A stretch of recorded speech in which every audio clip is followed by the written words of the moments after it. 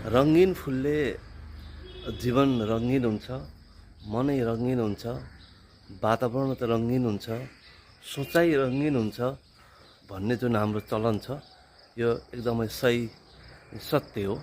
यो फुल मेरो घरको आँगनको साइडमा छ।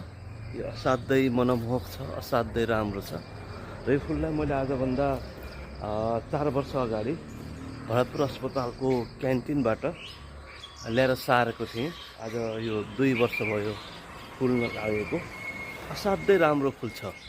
विशेष त यो फुल दसैँ तिहार र छठ पछाडि अर्थात् कार्तिकको दोस्रो साता तेस्रो साताबाट फुल्न सुरु गर्छ र असाध्यै र यो मक्सिरको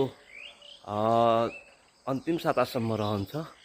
असाध्यै रङ्गीन कलरमा फुल्ने, 2 लटमा फुल्ने हुन्छ भने यो फुलले असाध्यै हेर्दा नै आफ्ना पीडा दुःख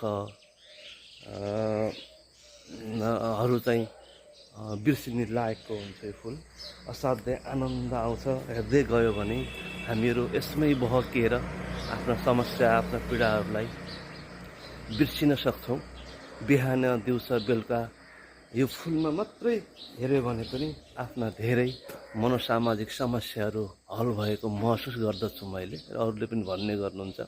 र यो फुलले असाध्यै घरको वातावरण सामाजिक रूपमा आनन्द प्रदान गरेको छ र विशेष त यो फुलहरू यहाँहरूले हेर्न र सार्न पनि सक्नुहुन्छ। यो बिरुवा यो मस्टली गरेर चाहिँ चैत महिनामा सर्ने गर्दछ। यसको हाँगा सार्ने हो र यसलाई चाहिँ सार्नुभयो भने यस्तै लहराको रूपमा रुखको छेउछाउमा सार्नुभयो भने यसले रुखलाई नबिगारिकन आफ्नो हाँगा लाई संरक्षण गरेर फुल फुल्ने गर्छ।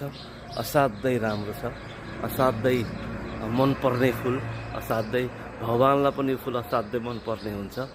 र साथीहरू यो फुलको नाम के होला यहाँहरूले भनिदिनु होला भन्ने म आशा गर्दछु।